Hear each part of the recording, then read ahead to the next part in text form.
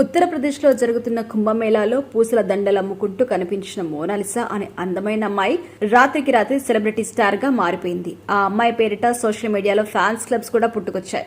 ఎక్కడ చూసినా ఈమె గురించే చర్చ. ఈమె పాపులారిటీ క్రేజ్ అందాన్ని చూసి షాక్ కి గురైన ప్రముఖ బాలీవుడ్ నిర్మాత సనోజ్ మిశ్రా ఆమె ఇంటిని వెతుకుంటూ వచ్చి తన సినిమాలో హీరోయిన్ గా అవకాశం ఇస్తాను అంటూ ముందుకొచ్చారు.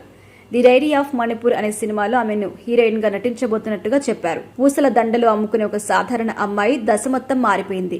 బాలీవుడ్ లో స్టార్ హీరోయిన్స్ గా చలామణి అవుతున్న వారికి మోనాలిసా పెద్ద సవాలుగా మారనుంది అంటూ సోషల్ మీడియాలో నెటిజన్లు చెప్పుకొస్తున్నారు. ఈమెకి క్రేజ్ విపరీతంగా పెరగడంతో ఇన్స్టాగ్రామ్ లోకి కూడా అడుగుపెట్టింది. ఈమె ఇన్స్టాగ్రామ్ లోకి వచ్చిన రోజే లక్షల సంఖ్యలో ఫ్యాన్స్ అనుసరించడం మొదలుపెట్టారు. అంతేకాకుండా పలు బ్రాండ్స్ కి ఈమె అంబాసిడర్ గా కూడా మారిపోయింది.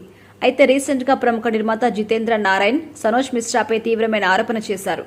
సనోజ్ వద్ద ప్రజెంట్ డబ్బులు లేవని, దేశవ్యాప్తంగా ఓవర్ నెట్ స్టార్ సెలబ్రిటీగా మారిపోయిన మోనాలిసా పేరును వాడుకుని ఆయన వార్తలో నిలవడానికి చూస్తున్నారని, తద్వారా ఫైనాన్షియర్స్ ని ఆకర్షించి డబ్బులు తీసుకునే ప్లాన్ లో ఉన్నాడని, మోనాలిసా చాలా జాగ్రత్తగా ఉండాల్సిన అవసరం ఉందని, ఈమె కెరియర్ రిస్క్ లో పడింది అంటూ చెప్పుకొచ్చారు జితేంద్ర.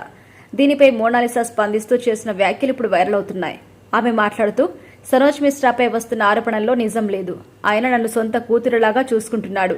ఎవరి ట్రాప్లోనూ నేను పడేంత అమాయకురాల్ని కాదు. మనిషి ప్రవర్తన చూసి ఎవరు ఎలాంటి వాడు అనే విషయాన్ని పసిగట్టేంత తెలివి ఆ దేవుడు నాకిచ్చాడు. ప్రస్తుతం నేను మధ్యప్రదేశ్లో యాక్టింగ్ నేర్చుకుంటున్నాను.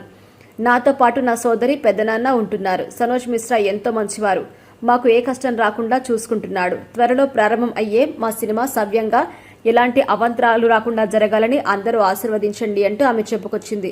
ఆమె మాట్లాడిన మాటలు ఇప్పుడు వైరల్ అవుతున్నాయి. మోనాలిసాకి బాలీవుడ్ లో మరికొన్ని ఆఫర్స్ కూడా వస్తున్నాయట. కానీ ఆమె యాక్టింగ్ పూర్తిగా నేర్చుకున్న తర్వాత తదుపరి సినిమాలకి సంతకం చేస్తారు అని చెప్పుకొచ్చిందట.